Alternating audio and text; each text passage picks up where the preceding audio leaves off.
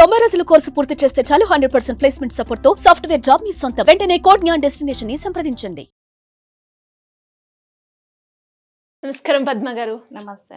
So బేసిక్గా చాలా వరకు రిలేషన్షిప్లో మనం చూసుకున్నట్లయితే వివాహ బంధానికి ఉన్న ఇంపార్టెన్స్ ఎందులో ఉండదు. అండ్ ఎస్పెషలీ భార్య భర్తల మధ్య కమ్యూనికేషన్ కావచ్చు, లేదు అంటే కాంప్రమైజ్, అడ్జస్ట్మెంట్, ఇవన్నీ కూడా చాలా ఇంపార్టెంట్ రోల్ ప్లే చేస్తాయి అని చెప్పొచ్చు. అయితే కొన్ని విషయాలు భర్త దగ్గర భార్యలు దాచుతూ ఉంటారు. ఆ దాచే విషయాలు ఏంటి అండ్ ఎందుకు దాస్తారు మేడం? చాలా చక్కని ప్రశ్న అడిగారమ్మా. ఇది మన దైనందిన జీవితంలో ప్రతి ఇంట్లో కూడా జరిగేటువంటి సంఘటనలు ఇవి.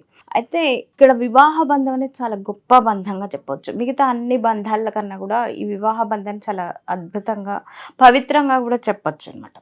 అయితే ఈ వివాహ బంధం అనేది ఎట్లా అంటే, రెండు వేరు కుటుంబాల నుంచి ఇద్దరు వ్యక్తులు వచ్చి ఒకే దగ్గర కలిసి జీవించే బంధమే ఈ వివాహ బంధం.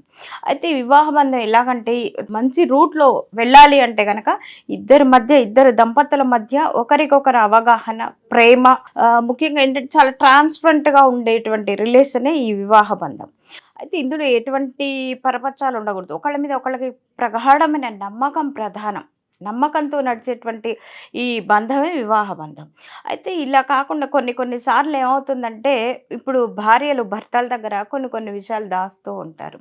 అవి ఏంటి అంటే, ఒక్కొక్కసారి ఏంటి అంటే వాళ్లకు ఇష్టాలు ఏవైతే ఉంటాయి అంటే శారీరక పరమైనటువంటి, లైంగిక పరమైనటువంటి ఇష్టాలు అయితే సహజం.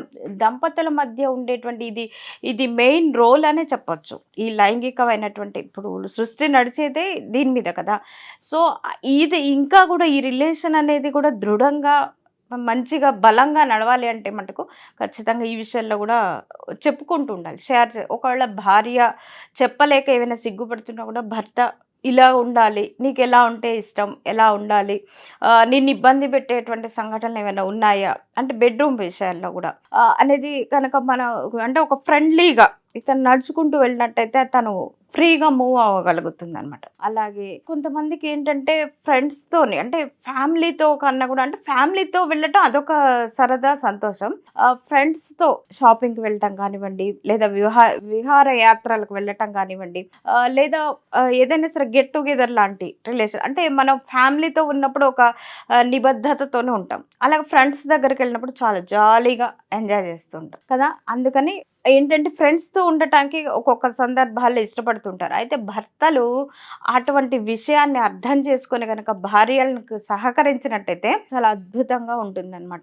అలాగే మరిన్ని విషయాలు చెప్పుకోవాలి అంటే, గతంలో జరిగినటువంటి ప్రేమ బంధాలు ఏవైనా ఉన్నట్టుంటే, రిలేషన్స్ ఏదైనా అంటే అనుకోకుండా, ఇప్పుడు వివాహం అవ్వటానికి ముందు ఏదో తెలియని కొన్ని రిలేషన్స్ అనేది ఏర్పడటం ప్రతి మనిషి జీవితంలో తారసపడేవి.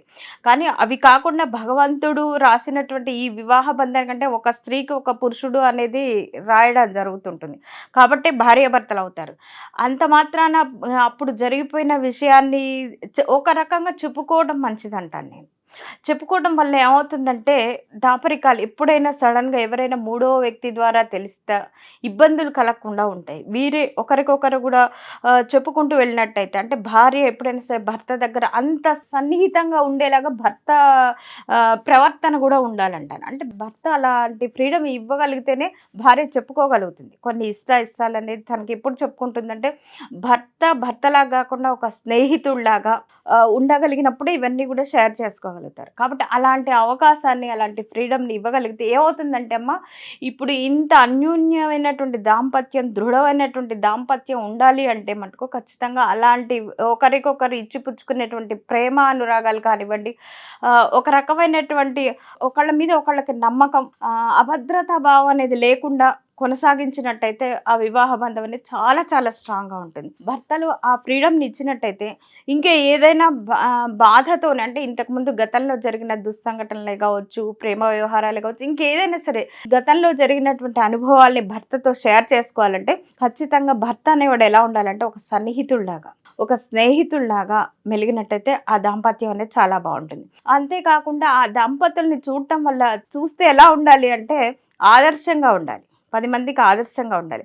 అలా ఉన్న దంపతులను చూసినట్టయితే ఏమవుతుందంటే, అంటే వాళ్ళ సంతానం అయినా సరే, అబ్బా ఇలా ఉండాలి, మా అమ్మ నాన్నలాగా ఉండాలి, నిజంగా మేము ముందు పెళ్లి చేసుకుంటే ఇలాగే ఉండాలి మేము అన్నట్టుగా పిల్లలకు అనిపిస్తుంది.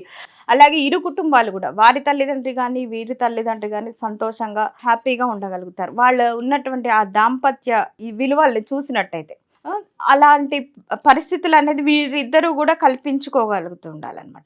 అలాగే ఏంటంటే గొడవలు ఎక్కువగా జరిగినట్టయితే ఎక్కువ రోజులు కొనసాగించకుండా దాదాపుగా నా దృష్టిలో గొడవ కావడం అనేది మంచిది. ఎందుకంటే ఒకరి అభిప్రాయాలు ఒకళ్ళు తెలుసుకోవడానికి చాలా ప్రధాన వేదిక అనే చెప్తాను నేనైతే. ఎందుకంటే ఇప్పుడు మామూలుగా చెప్తాను నాకు ఇది ఇష్టం లేదు, నాకు ఇది ఇష్టం అని చెప్పినప్పుడు అప్పుడు కన్నా కూడా ఏదైనా సరే గొడవ జరిగినప్పుడు నాకు ఇది ఇష్టం లేదని చెప్పాను కదా, నాకు ఇది ఇష్టం అని చెప్పాను కదా, అప్పుడు చెప్పినటువంటి మాటలు దృఢంగా ఒకరి నుంచి ఒకరికి మైండ్లో కూర్చుండిపోతాయి. కాబట్టి గొడవ జరగడం అనేది మంచిదే, ఒక తీపి గుర్తుగానే చెప్పుకోవచ్చు. ఆ గొడవ అనేది ఎలా ఉండాలంటే ఎక్కువగా కొనసాగకుండా వెంటనే దాదాపుగా ఉదయం గొడవ అయింది అనుకోండి, సాయంత్రం కల్లా అది క్లియర్ అయిపోవాలి. రోజుల తరబడి ఉన్నట్టయితే ఇద్దరి మధ్య అభద్రతా భావం, ఇన్సెక్యూరిటీ ఫీలింగ్, అలాగే చిరాకు, కోపం ఇవన్నీ వస్తాయి. అలా ఉండొద్దు. చక్కగా భార్యాభర్తల మధ్య జరిగినటువంటి గొడవలు ఏదైతే ఉంటాయో వెంటనే సమసిపోయేలాగానే ఉండాలి దాదాపుగా.